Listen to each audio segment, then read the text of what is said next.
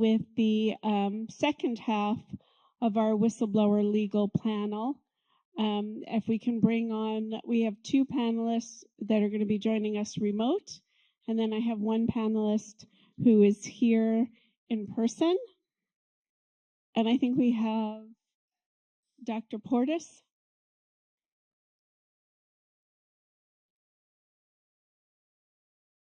Yes, I'm here.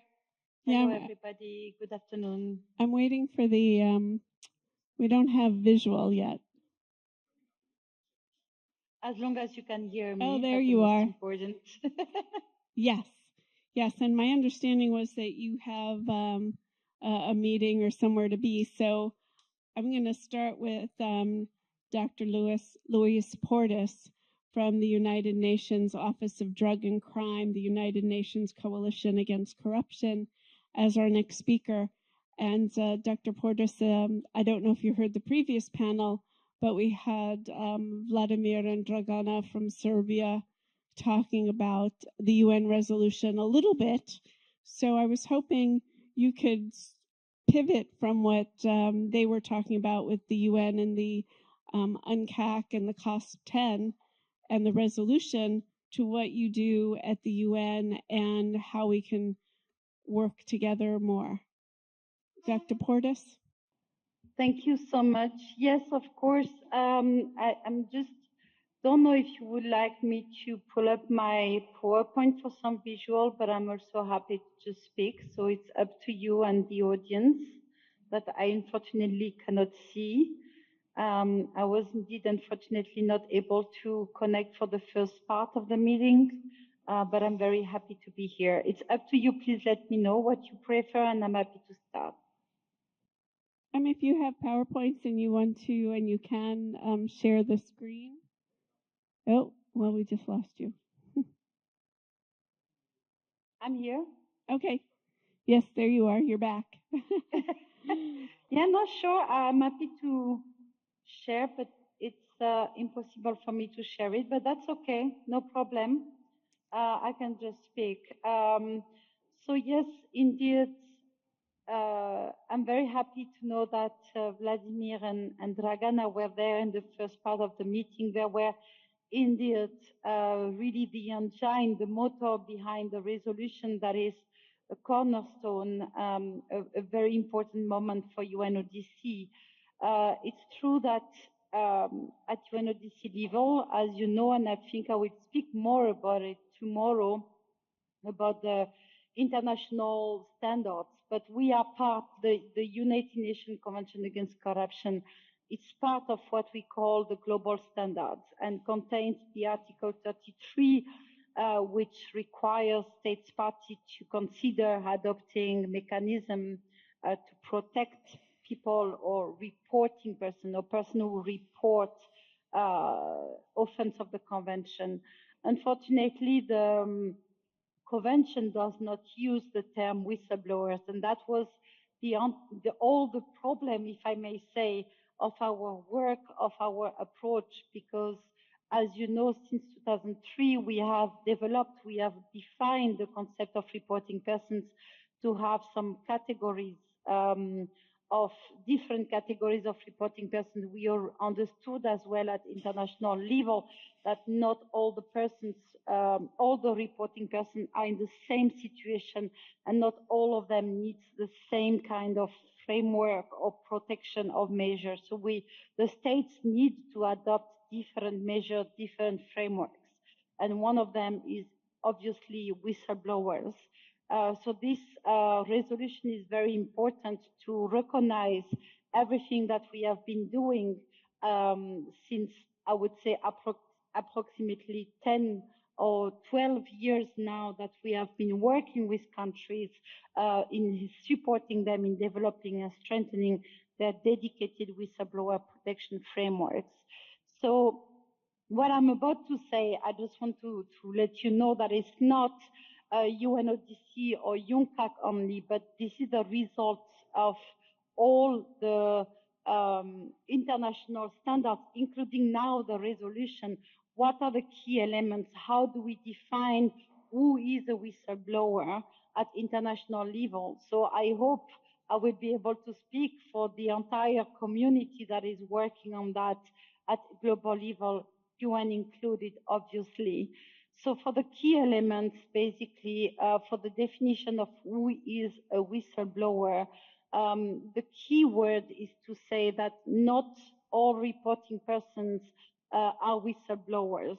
And whistleblower is a very specific category. However, it's very difficult to have a proper definition. When I mean proper definition, is like a universal definition. Most of the international instruments, most of the national laws that we are considering as good practices to proceed with a list of persons, a list of personal scope. But it's really what we call the insiders. So whistleblowers are considered, are more focused on insiders of all kind of workers, people who are made aware of wrongdoing in the professional context, in their work-related environment. And again, this is exactly what the resolution is mentioning in one of its preamble paragraphs. So we are focusing on the workers, but we don't want to limit the workers. Like, it has to be open to all kind of workers, all kind of definitions, because many countries say employees, but employees may refer to a specific definition that is included in the labor code. And the international good practice wants that we open to all kind of contracts, to all kind of workplace, also to be more sensitive, inclusive toward youth, toward gender. We have to open to all the category of workers with or without contracts, or without being paid. And because they are made aware of wrongdoing in their professional context, obviously one specificity of the whistleblower is that they are facing mainly professional retaliation.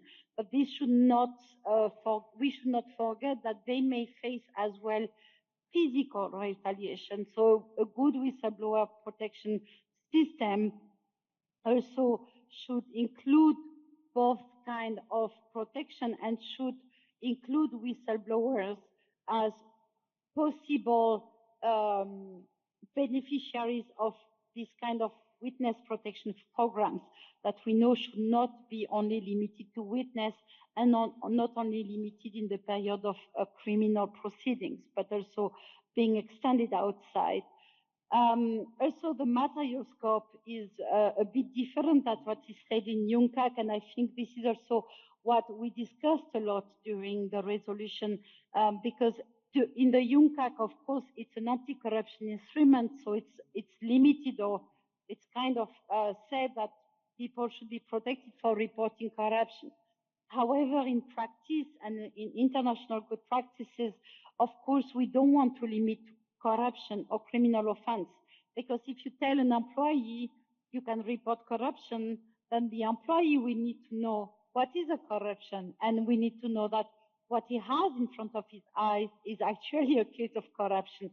So what is a good practice is to adopt a wide definition and use the term wrongdoing, so to be able to capture some information that may lead or not to a case of corruption or to a criminal offense, but this is to the investigator, to the people who are trained to investigate, to decide that and to find out, but not to the reporting person. Protecting reporting person is also not putting them in a place when they have to sort of pre-investigate before reporting. They should be able to report something that they know it's wrong, and they know because they are insider and they have like knowledge, experience, they have been trained on some specific matters. So they understand that there is a wrongdoing, and they should be able to report it without fearing retaliation and let investigators do their job. Another very important thing that was discussed also during the resolution, and this is part also of our approach when we provide technical assistance to countries, is how wrongdoing must be reported. The Article 33 of the Convention provides that the disclosure should be made in good faith and on reasonable ground.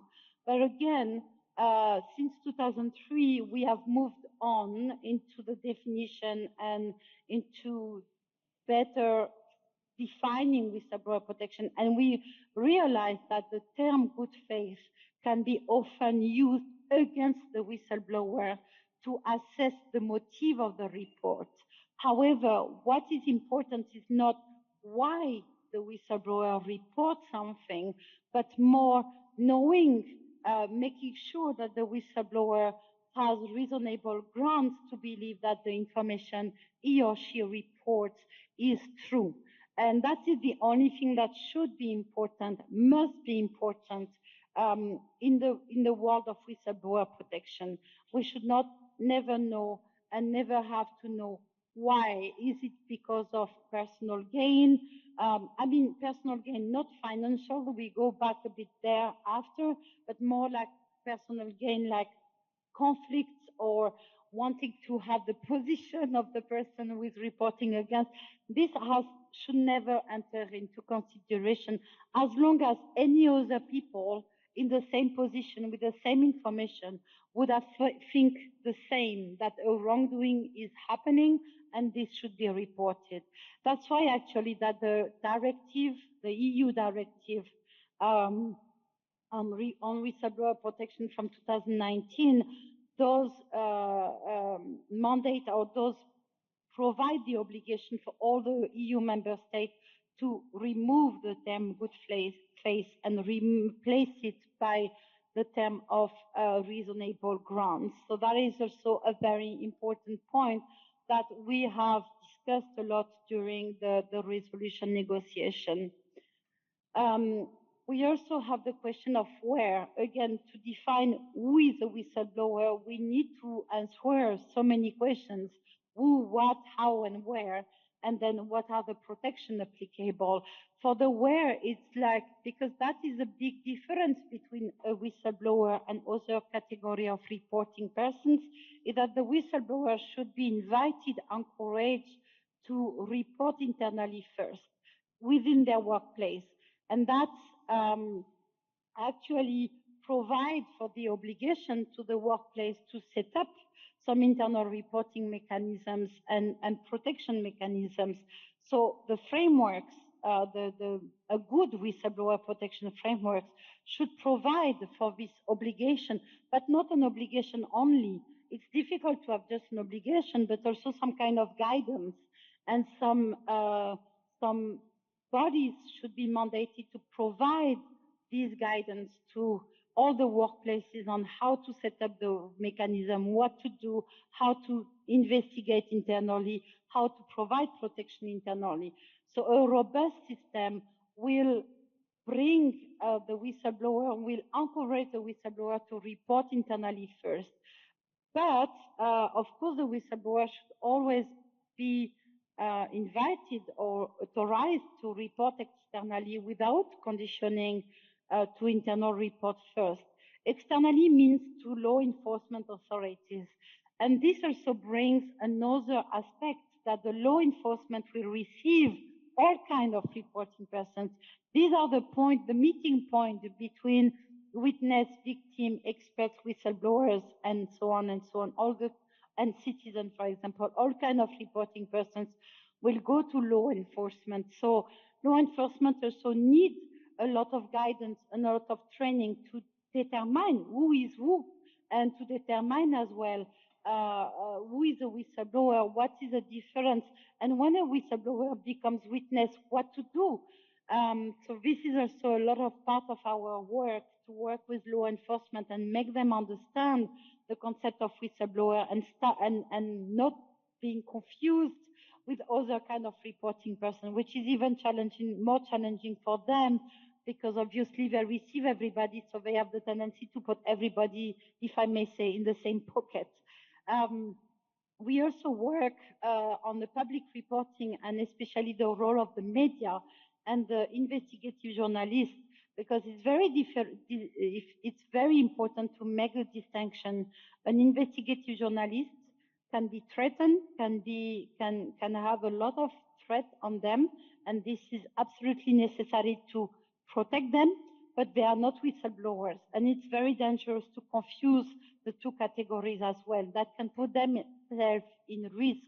But we are working as well on the role that investigative journalists can play to be protected, but also to protect whistleblowers, to work with whistleblowers on one side, and to work with law enforcement authorities on the other side to complete the chain of communication, of reporting.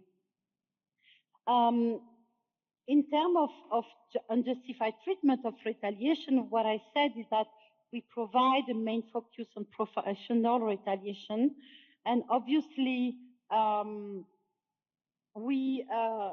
this is the main aspect of whistleblower protection. So we have all kinds of professional retaliation that should be encompassed here, and basically we should include here all the acts, all the behavior, acts, omission that has an adverse effect on the life, the professional life or the career of a whistleblower. So it should be opened enough to adapt on a case-by-case basis because, for example, a transfer, mutation can be sometimes a promotion or can be seen or lived as a retaliation depending the specific situation of the whistleblower, the cultural, the economical aspect of the whistleblower, of the company, of the country. So it has to be really adapted to a case-by-case basis. But again, what I said is that we should add an additional focus on the physical protection. So we should not forget that whistleblowers can also suffer from physical threat, even suffer from being killed, being harassed, being attacked. There are so many things that a whistleblower can face in addition to professional retaliation, and this should be very strongly and included in the frameworks and applied in practice. We also have a big gender aspect in that retaliation of whistleblowers. We should also be gender sensitive and inclusive in providing some all the protection against unjustified treatment. I don't want to go too long on that. I know my time is limited, but if you have any question on the gender aspect, I'm also happy to discuss about that. Unfortunately, that was not so much retained in the resolution, the final text, but that was a lot of discussions as well. And as you know, we do have as well a specific and dedicated resolution on gender, which is called the societal impact, that provide also has a paragraph on the gender aspect of whistleblower protection. So this is also a huge part of our work.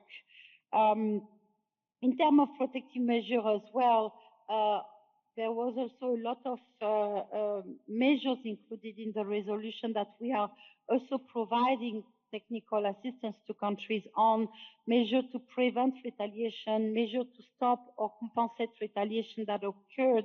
That can be some temporary measure to, for example, put distance between the whistleblower and his company or his or her company or his or her original team, but also some measure to protect the whistleblower for being sued constantly, because we know one of the first measures is to, I don't remember the exact term, but I'm sure you have it, you know, but to exhaust the whistleblower, exhaust his or her finances by like compiling up a lot of like procedures and suing the whistleblower, like against defamation, against because he or she has broken the confidentiality clause of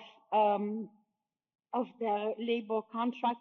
So this is like something, the immunity against civil and penal liability is a very important measure to put in place, and this was in the resolution, as well as the reversal burden of proof that was not kept as such, but the spirit is there, because when, for example, a whistleblower is retaliated or is dismissed, there should be like a sort of presumption of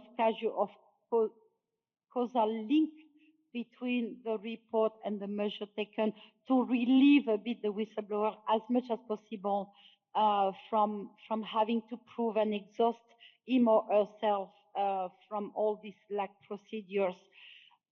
There was also a lot of discussion about rewards, honors, and awards. What is important at UNODC level and also is in the resolution is the recognition of the whistleblower. We know that some of the countries do have a system of rewards that is very important, but at UNODC level, this is not something we don't discourage, we don't prohibit, if I may say, but we don't encourage, because we work with all the countries of the world, and not every country has the possibility, the financial capability to do that. Especially, for example, France has chosen this kind of system, especially if there is a strong system of financial compensation throughout the process, which means that the whistleblower does not lose money. In that case, obviously the reward is not absolutely necessary. But what is absolutely necessary is to have a recognition, to recognize, to put, if I may say, the whistleblower in the light, and stop having the accused person in the light and the whistleblower in the dark, in the closet, feeling fear and retaliated all the time.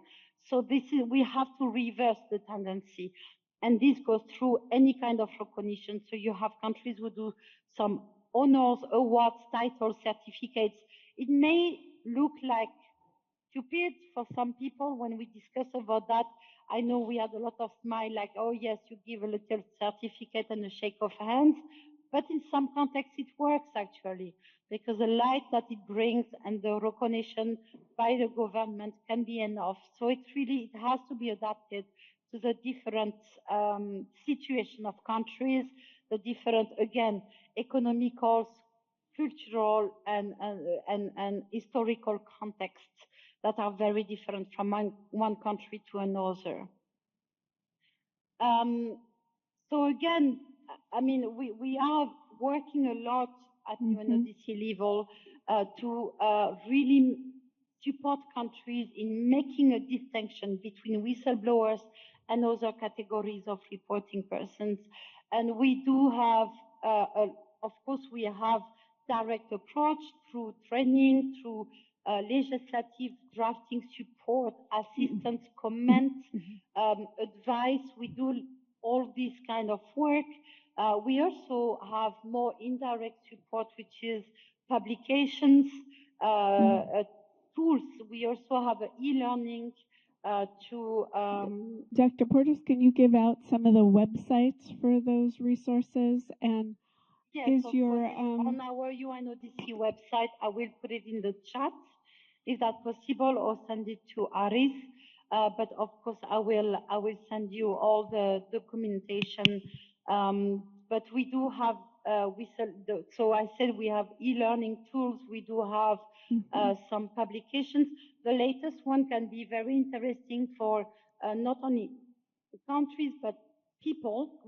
We try to target more individuals, so for the NGOs. Institutions, and NGOs as well, obviously, because it's a guidelines to enable whistleblower protection.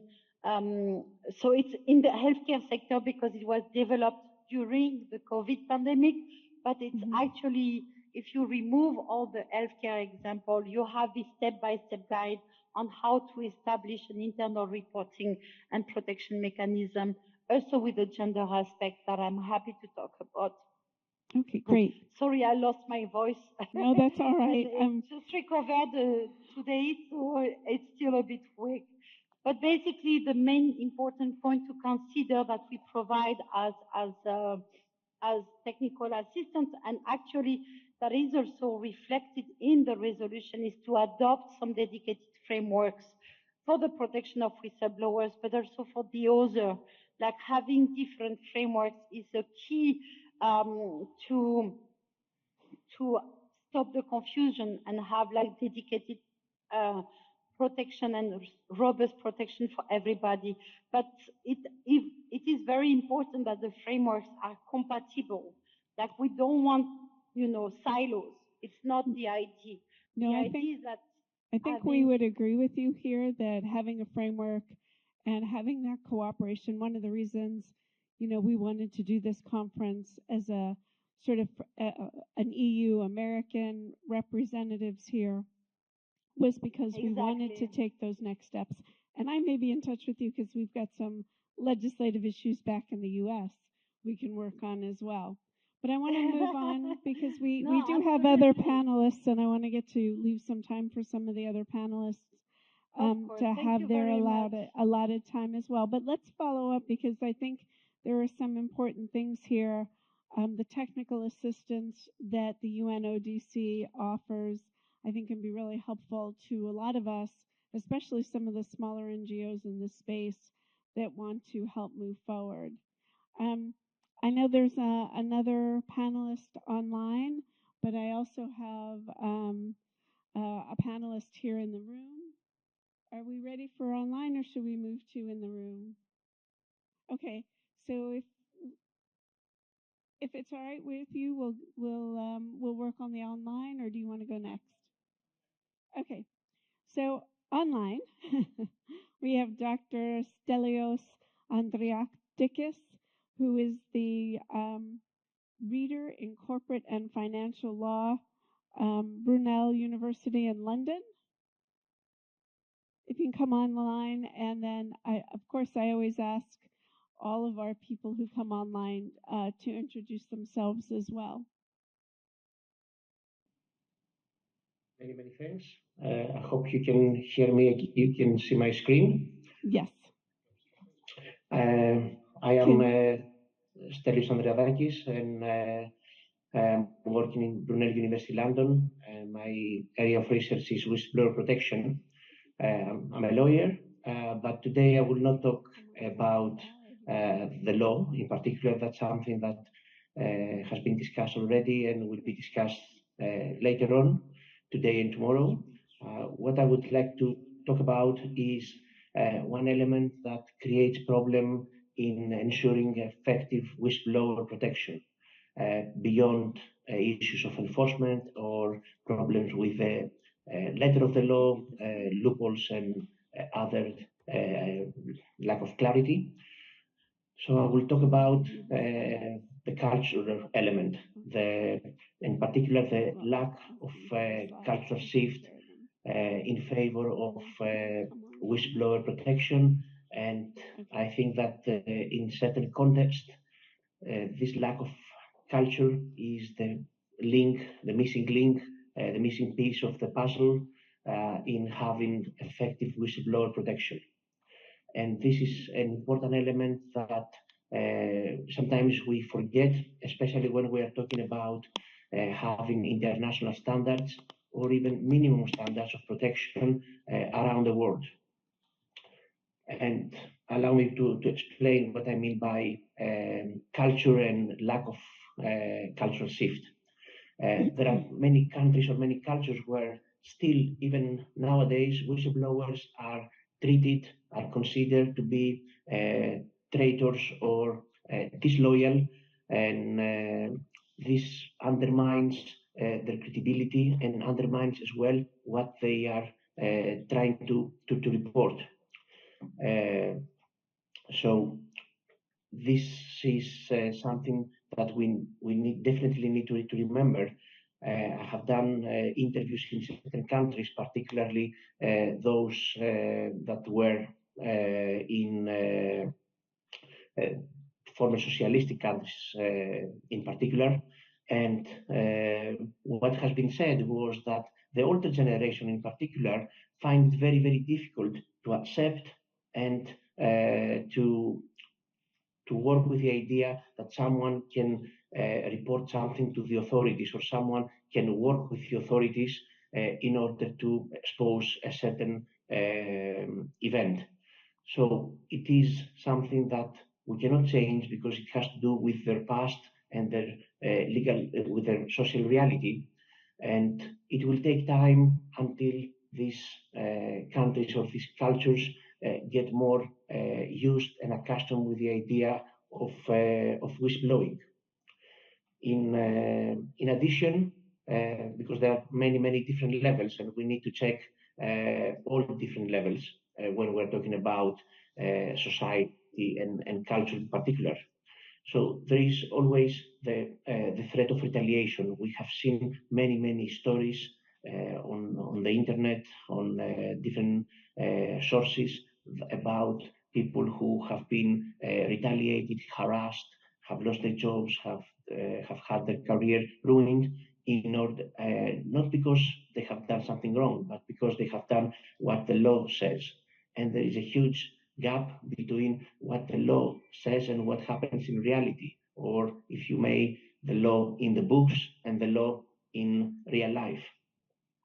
And if we add in that fear of retaliation and harassment, the lack of moral support that exists, because not every country is lucky enough or has the resources of having organizations and people who can offer firstly moral support and then actual support, financial support or legal support to whistleblowers in order to get the validation and the help that they need in order to report and later on to face the consequence of their actions. That's something that I have been discussing a lot with people, my family or friends who are not lawyers, and they are really struggling to understand what whistleblowing is or what the provisions really say. They are struggling even with simple concepts like my analyst was talking about before, about good faith, for example. And another level in this perception of society and culture is that it can be a taboo. There are countries where it is not acceptable, or it is not very common to have someone reporting people who are above them in the hierarchy of a company or of an organization or the society as well. And a very commonly used example is the one of Japan, which is a country that has whistleblowing legislation for almost 20 years. But at the same time, it's a very hierarchical society, and it's not so common and easy to rock the boat or to speak up because it is really a taboo. What I'm trying to say is that culture, people, even in our globalized, interconnected society, they have different customs, different traditions, different history, different social reality. That's why it is not so easy to talk about common standards. And whenever we are talking about legislation or initiatives, we need to take all the cultural elements into consideration.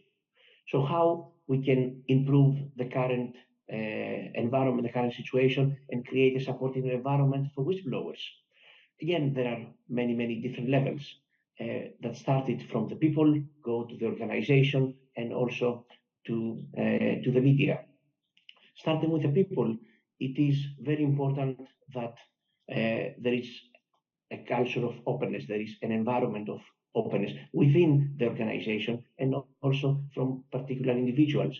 There are, starting from the terminology, in many countries, there are terms that are used to, instead of whistleblower, that have a very negative connotation, very negative denomination, and this does not create the right environment for someone who wants to do the right thing or wants to speak up because there is something wrong around them, something illegal, and they want to share it. So we need to have openness instead of obstacles, and instead of treating people who are brave and doing the right thing and what the law says with creating obstacles and problems to them.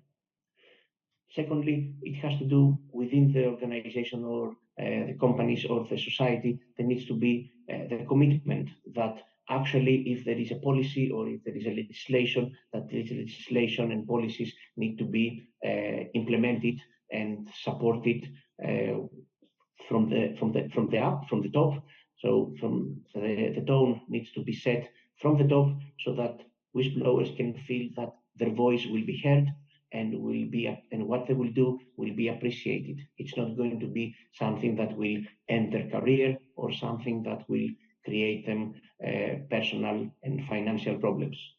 And finally, the media. We need to be careful how we present stories in the media, mainstream media, and also social media.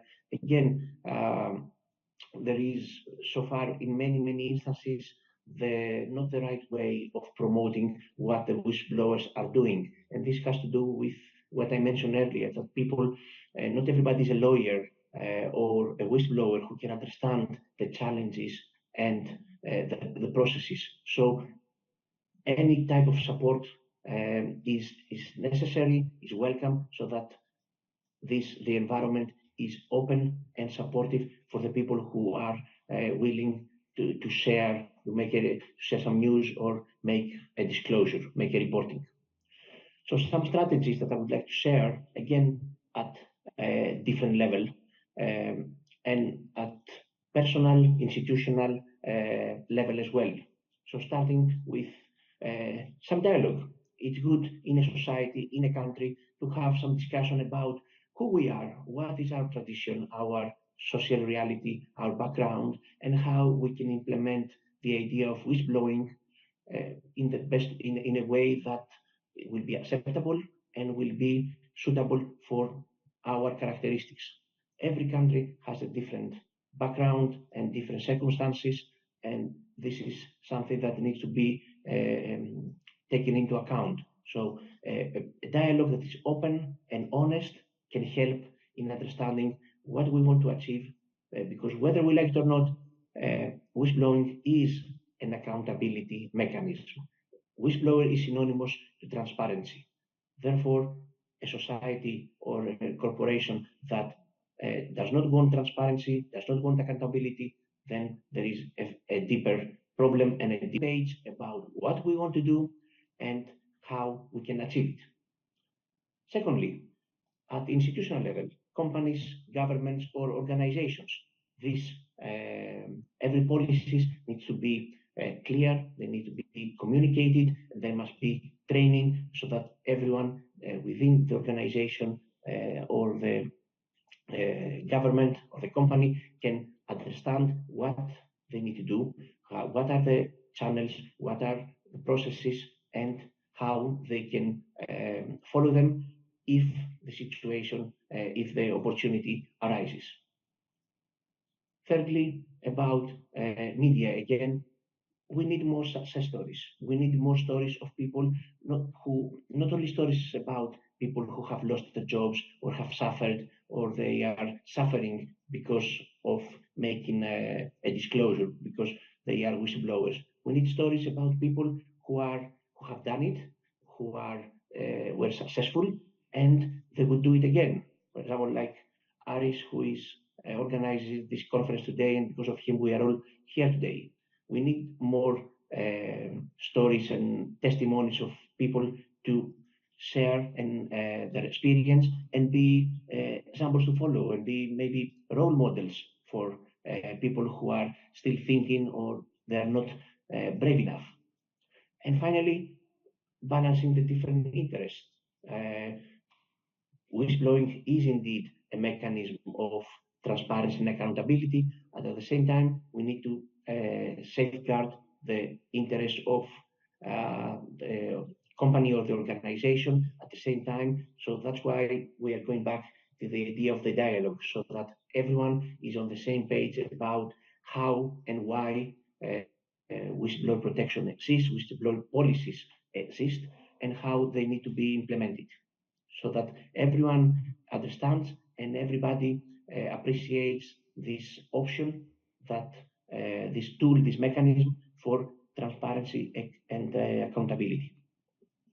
And I will close my presentation by saying that it's not only about the law, and I think that if we are staying only and we are focusing only on legislative provisions or policies, and we are playing with the words about how to present certain concepts regarding whistleblower protection, I think we are halfway through having something comprehensive, effective, and efficient.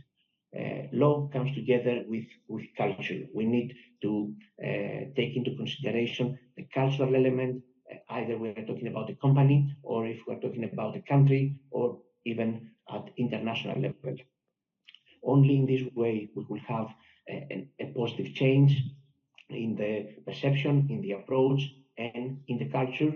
Mm-hmm. And gradually we will create an environment that is open and welcoming for people who want to share information about illegal activities with their employer or with their superiors, so that these illegalities are addressed and fixed and the culpable persons are held accountable.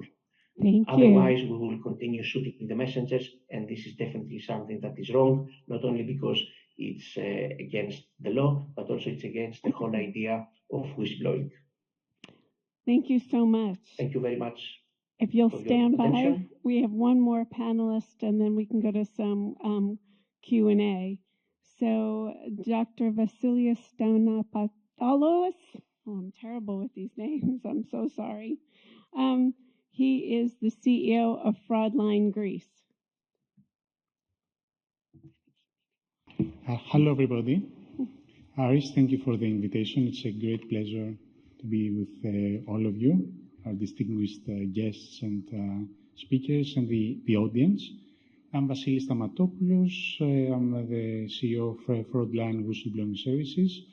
Let me give you some background. I'm very happy to be here today because this is where it all started. Our company started virtually from this building because we participated in 2015 in a business acceleration program organized by Technopolis and by Athens. So we went through a business acceleration program for a 3-month program, which led to the establishment of our company as a startup in 2016. And we also held offices in this building for 1 year. So the municipality of Athens was kind enough to accommodate us here. So we are a company, a small company, that we offer whistleblowing services. Back in 2015, there was no EU directive, there was no national legislation, there was really nothing. However, we saw the need for whistleblowing because of our experience. We were working, in Greece, we were living in Greece, we saw corruption in the country, but also in the corporate sector. Things were happening that we could not really do much about. There was no measures taken either by the government or the company management. So we saw Greek companies, just being kicked out of international stock markets because of corruption and fraud. And we saw also the name of Greece being affected because we all live in Greece, and if an international green companies behaves in such a way, then it's all of us suffer. We all get, bad names. So we looked into it, and we thought there is some kind of business opportunity, but with, positive social aspect. So when we started, nobody was talking about whistleblowing, but we looked at international, best practices. We saw that there were things happening, and they are mainly in the other side of Atlantic Ocean, mainly in North American countries. So we tried to get some best practices in Greece. So we started drafting policies. We were building whistleblowing platforms. We were creating, training material for companies. And I would say we were really in line with what's happening today in companies we have started working with before the national and European legislation, we have had to do very little modifications really to be compatible with the new legislative framework. Mainly our customers were companies, with, let's say, leaders in their field, that they had, some business to do with mainly American or international companies, and it was good, let's say, for their business, which is really fair enough.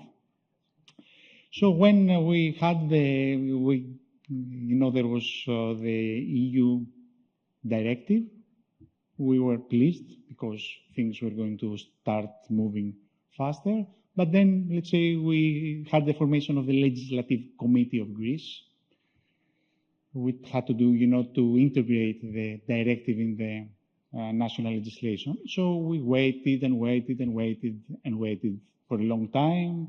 There was the COVID, the usual excuse that the committee could not really proceed because of COVID.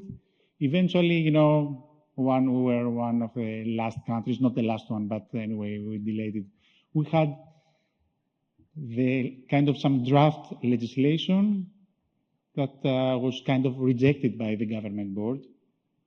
Why it was rejected? Because there was a confusion of some ministers between a whistleblower and a protected witness. There was some, let's say, issues like that. Really big misunderstandings happening. Even people that were lawyers or judges sometimes, confuse these two different, let's say, distinct titles. And then the government decided to proceed with legislation with the bare minimum, to only what is included in the EU directive. For us, as a company, we were, let's say, putting pressure on our clients, so really encouraging our clients just to go beyond the directive to have a more inclusive protection. And our clients were, let's say, very positive. I would say we had very few clients that insisted staying only in what the directive and the Greek legislation has. So I would say that the directive, the legislation had definitely a positive aspect, to have some kind of legislative pressure is always good. However, what we're missing, as with all good initiatives coming from other, let's say, around the world or Europe or America, we're missing really the ownership.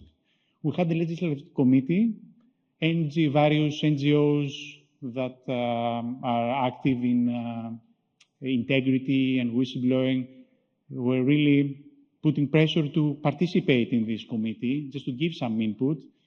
They were denied that. They sent some written input. They were also, it was not taken under consideration. So there was not the dialogue that Professor Andreadakis talked about. So we're missing the ownership. We have a good initiative coming, to us as is.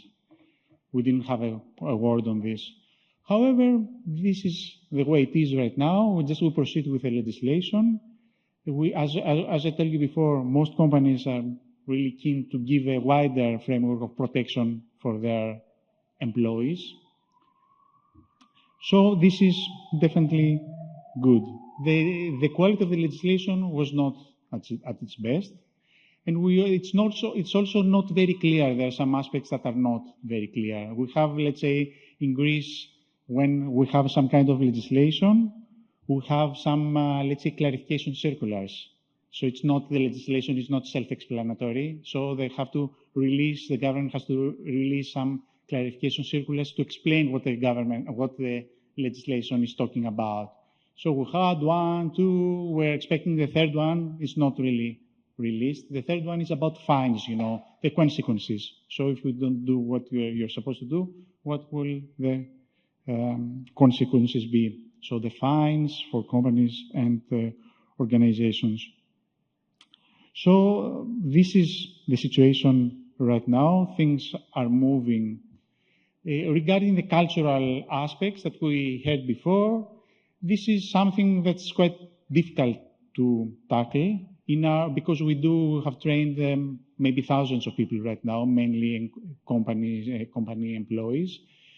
people, we have some twisted, let's say, perception of whistleblowers, like a traitors, a snitch. So using training in companies and organizations, e-learning, in-person training, we just use all means. We try to change these cultural aspects. It's not easy, but we try one step at a time. Tomorrow it will be a very interesting discussion that the journalists will mainly participate, and we will see their views also, because the way that journalists portray whistleblowers is very extremely important. So now we move, as I told you before, we're moving forward. We're expecting this, let's say, whole system to mature in some way. Compliance, regarding ownership within the companies, for legislation, it's separated between compliance officer, legal departments, HR, because we have also some kind of legislation for violence and harassment in the workplace that has a lot of, let's say, overlap. So it's not really clear who has to lead this within the organization, who has to implement the Greek legislation, the national legislation within, companies and organizations. But in some way, one way or the other, companies manage to do that. And then the next step is to give it visibility and the employees to know their rights, to know where they can report, to know the risks, because there are always risks associated with, let's say, this type of processes. We expect things to get better, for the implementation to be more mature, mainly in the future to have some legislative improvements for the law to be more inclusive, to be more clear in some aspects, and to, let's say, also to work together with other companies around the world, because there is always the issue that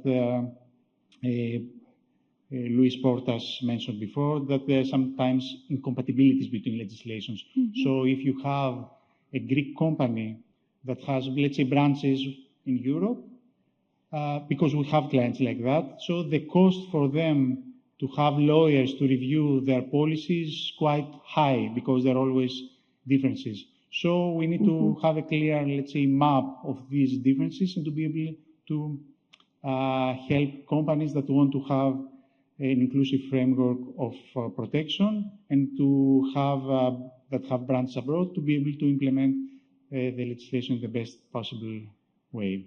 Thank you very much for your attention. Before you step away, can you give us 2 minutes about why integrity is cool? What is that project? Okay. So let me give you a short story. A couple of years ago, just wasting my time on social media and Facebook. We all waste our time on social media. Yeah. There was some, let's say, Facebook friend, which I have met him, in person. He's quite an interesting person. That his grandson was studying the first grade of high school. So he mentioned the fact that there were school elections, and during the elections, children were bribing one the other with €5 to be, to get the vote, to vote each other. So it was quite shocking for me, and mostly shocking was the fact that most other people did not find it shocking. They were just laughing at it. They were finding it funny, which, okay, I wouldn't say it was really funny. So I looked into it and saw that there were some people that have seen into this, let's say, I found some thesis, some university thesis, and children in public schools were not bribing with money, but they were giving, favors. So you will be one of us, we will go out together, you will be in our company. And there were also other, let's say, integrity issues in school, let's say bullying, thefts, vandalism, sexual harassment, harassment of teachers towards children, children towards... So there were a lot of So school is a small, let's say, small scale of our society. And as let's say, professionals in this in general, I would say, integrity topic, we have seen, the in-person training that younger people are more receptive to these ideas. Older people, they tend to say, okay, I have been working here for 40 years. I would never, just give an anonymous report on my colleague. Younger people are more open. So we thought that the employee of today is the employee of tomorrow is the school child of today. So it's really worth just going to young ages to make a change there. It's much more efficient, much more effective. So we put together a consortium of neighboring countries that in statistics they are rock bottom, integrity statistics, unfortunately, fighting each other, who's going to be the last one. So it was, don't want to be disrespectful to my country or other countries, but that's the way it is. Yeah. So it's Greece, North Macedonia, Bulgaria, and Albania. Countries that don't have a similar, I would say, socioeconomic background, but they are neighboring. We have people traveling from country from each other, so in some way they are close together. We are boiling in the same pot. Yeah. Thank you for sharing more about that. So my suggestion is that we all take selfies with the Integrity is Cool. Is there a name of the bear? Yes, it's a cool bear. So my daughter has designed the logo, and so we hope to make an impact for school children to be the leaders of integrity of tomorrow. So she's 13 now. Ah, well, so come take pictures with her integrity bear, and let's post that on social media. Yeah. All right, I think I know we're a half hour into the lunch hour, and there's some delicious food that one of our sponsors has provided. So I am going to let you maybe come answer questions upstairs. Lunch is upstairs. I got to remember where we're going. Lunch is upstairs.